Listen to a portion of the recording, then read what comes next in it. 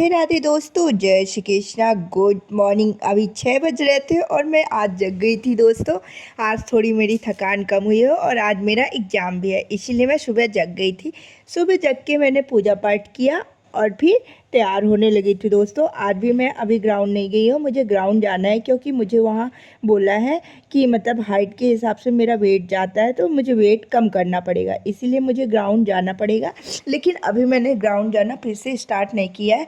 अभी सोच रही हूँ क्योंकि एग्ज़ाम भी है, पीजीडीसीए के भी, और साथ ही साथ मेरे एनटीपीसी के भी एग्ज़ाम भी। अभी तो एडमिट कार्ड नहीं आया है, लेकिन किसी दिन भी एडमिट कार्ड आ सकता है दोस्तों। इसीलिए हमें अपनी पढ़ाई को बहुत अच्छे तरीके से कंटिन्यू रखना है दोस्तों। और आज मेरी पढ़ाई भी बहुत ज़्यादा नहीं हो पाई है क्योंकि मेरा 3 बजे से 6 बजे तक एग्ज़ाम था। तो मैं मतलब लाइब्रेरी से घर आ गई थी और फिर रात में जब वहाँ से मैं एग्ज़ाम से आई ना, इतना पानी गिर रहा था। मैंने सोचा था कि थोड़ा 10 मिनट रेस्ट लेके जाऊँगी तो 2-3 घंटे तो पढ़ ही लूँगी लाइब्रेरी में, लेकिन इतना पानी गिरा, इतना पानी गिरा कि क्या ही बताऊँ। इसीलिए दोस्तों मैं दोबारा शाम को लाइब्रेरी भी नहीं गई थी। तो आज ज़्यादा मेरी पढ़ाई नहीं हो पाई है, लेकिन मैंने कोशिश की है कि 6 से 7 घंटे मैं पढ़ाई कर पाऊँ, क्योंकि अगर स्टडी में गैप हो जाता है ना दोस्तों, तो चीज़ों को समझने में बहुत ज़्यादा प्रॉब्लम होती है। और अभी हमें अपनी स्टडी में तो एक भी दिन का गैप नहीं करना है, क्योंकि एग्ज़ाम हमारे सामने है। इसीलिए आपको भी मैं ये सजेशन दे रही हूँ दोस्तों, कोई भी प्रॉब्लम है उसको आप थोड़ा साइड करिए और अपनी पढ़ाई को सामने रखिए। मतलब आपके पास इस टाइम पे एक ही इम्पॉर्टेंट काम होना चाहिए, जो है कि स्टडी। इसीलिए स्टडी को आप अपने कंटिन्यू रखिए बहुत अच्छे तरीके से दोस्तों। जैसा कि मैंने बताया कि मैंने ज़्यादा पढ़ाई वगैरह नहीं कर पाई हूँ, जो भी 5-6 से घंटे पढ़ी, तो उसमें और चीज़ें तो मैं पीजीडीसीए का अपना पढ़ रही थी, क्योंकि अभी तक मैंने पीजीडीसीए का बिल्कुल भी नहीं पढ़ा था। तो आज एग्ज़ाम था, इसलिए आज उसका भी पढ़ना ज़रूरी था दोस्तों। तो पहले तो सुबह गई, ये जो मैं याद कर रही हूँ, आप लोग बुक देख ही रहे होंगे, तो मैंने पूरा पीजीडीसीए वाला ही पोर्शन पढ़ा। 4 घंटे पूरे मैंने पीजीडीसीए का ही पढ़ा। तो चलिए अब मैं कुछ इन्फॉर्मेशन दे देती हूँ आपको इस वीडियो के माध्यम से। आप ध्यान से सुनिएगा दोस्तों और उस इन्फॉर्मेशन को फॉलो कीजिएगा। देखिए दोस्तों, जिसके एडमिट कार्ड आ गए हैं उनके 5, 6, 7, 8 तक के पूरे एडमिट कार्ड आ गए, अब उनके इसी उसमें एग्ज़ाम है, तो उन लोग मतलब ज़्यादा से ज़्यादा क्या करें, मॉक लगाएं, प्रैक्टिस करें। और जो भी इस टाइम पे यूट्यूब में क्लासेस चल रही हैं, जैसे गागर में सागर हो गई, ब्रह्मास्त्र बैच जीके जीएस का, इन सबको बहुत अच्छे तरीके से प्रॉपर तरीके से कंप्लीट करने की कोशिश करें। और ब्रह्मास्त्र बैच की तो नोट्स बहुत ज़्यादा इम्पोर्टेंट है बनाना, क्योंकि अगर हम नोट्स नहीं बनाएंगे तो चीज़ों को रिवाइज कैसे करेंगे दोस्तों। इसलिए ब्रह्मास्त्र बैच का नोट्स बनाने में बहुत ज़्यादा टाइम नहीं लगेगा, क्योंकि सर बहुत ज़्यादा स्पीड में नहीं पढ़ा रहे हैं। जो भी स्पीड है, मैं तो 1.5 करके भी नोट्स बना लेती हूँ दोस्तों। देखो, नोट्स को हमको सजाना नहीं है, बस नोट्स को ऐसा बनाना है कि हम समझ सकें दोस्तों। इसीलिए मैं जल्दी जल्दी जो भी चीज़ें नोट कर पाती हूँ तो उसको प्रॉपर तरीके से नोट कर रही हूँ। क्वेश्चन नहीं, प्रॉपर जितने भी इम्पोर्टेंट चीज़ें बताते हैं सभी चीज़ों को हमें बहुत अच्छे तरीके से नोट करना है और उसका रिवीजन भी करना है। अगर हम वीडियोस के कंप्लीट होने के बाद उसका डेली आधे घंटे रिवीजन करेंगे ना, तो वो चीज़ें हमारे माइंड में बहुत अच्छे तरीके से सेट हो जाएंगी दोस्तों। और अगर एग्ज़ाम में इस मतलब इन वीडियोस के माध्यम से जो भी क्वेश्चन बनेगा, वो क्वेश्चन हम बहुत अच्छे तरीके से बना पाएंगे दोस्तों।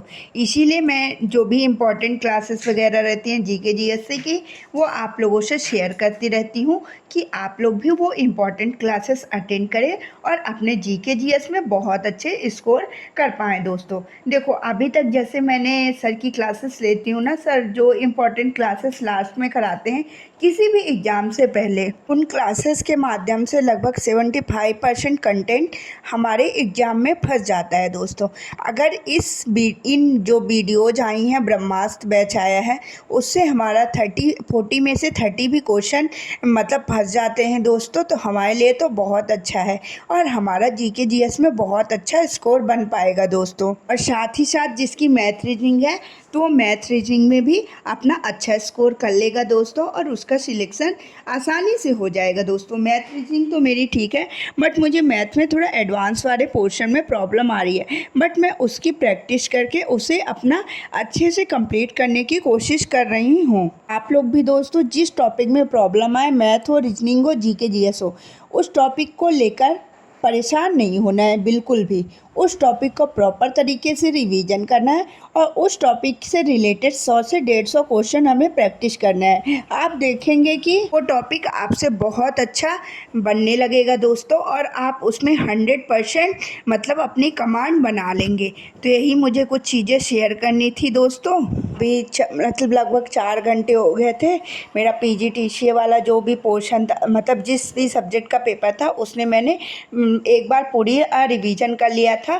फिर मैंने सोचा कि थोड़ा इधर एनटीपीसी वाला भी पढ़ लूँ दोस्तों, क्योंकि शाम का कुछ पता नहीं था मुझे, और वही हुआ जो मैंने सोचा था कि मतलब मैं तो ये सोची थी कि शाम को लाइब्रेरी आऊँगी, बट इतना पानी गिरा ना कि मैं शाम को लाइब्रेरी नहीं जा पाई दोस्तों। अभी मैं मैथ्स पढ़ने लगी थी। मैथ्स में इस टाइम पे सबसे पहले तो आप लोग को पता है कि मैं सेक्शनल मॉक टेस्ट ही देती हूँ। आप लोग प्लीज़ सेक्शनल मॉक टेस्ट खूब सारे दीजिए। उसमें क्या रहेगा कि हमें मतलब प्रैक्टिस ज़्यादा से ज़्यादा हो पाएगी दोस्तों, क्योंकि अभी टाइम बहुत कम है, और जो भी टाइम हमारे पास है ना, उसमें हमें प्रैक्टिस करना है। प्रैक्टिस करने से ये होगा कि हमारी स्पीड इंक्रीज हो जाएगी, हम टाइम मैनेज करना सीख जाएंगे। अगर एग्ज़ाम में थोड़ा लेंदी भी क्वेश्चन आ जाएगा ना दोस्तों, और ये भी चीज़ें हम सीख जाएंगे कि मतलब क्वेश्चन स्किप करना, क्योंकि अगर लेंदी क्वेश्चन आ गया, एक क्वेश्चन में हमारे 3 से 4 मिनट चले गए, और उन्हीं 3 से 4 मिनट में हम 4 से 5 क्वेश्चन दूसरे बना सकते हैं दोस्तों। इसलिए ऐसे क्वेश्चन को हमें स्किप करना भी सीखना पड़ेगा। ये मैं दोस्तों मैं डेली सेक्शनल मॉक टेस्ट देती हूँ। उसमें मुझे आइडिया हो जाता है कि कौन से चीज़ों में मेरा मतलब किस टॉपिक में मेरा ज़्यादा टाइम वेस्ट हो रहा है, मतलब सारी चीज़ों को मैं समझ लेती हूँ, और जो भी टॉपिक मुझसे नहीं बनता है उस टॉपिक को प्रॉपर तरीके से रिवीजन कर लूँगी। फिर मैंने अभी करेंट अफेयर की क्लासेस लेना स्टार्ट कर दिया था।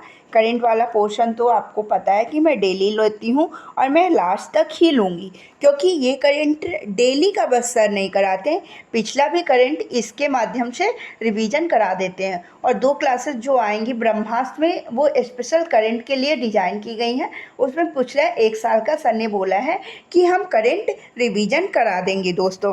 तो आप अगर ब्रह्मास्त्र क्लासेस लेते होंगे तो ये तो आपको पता ही होगा, और अगर ब्रह्मास्त्र क्लासेस नहीं लेते हैं तो प्लीज़ ब्रह्मास्त्र क्लासेस से जुड़िए।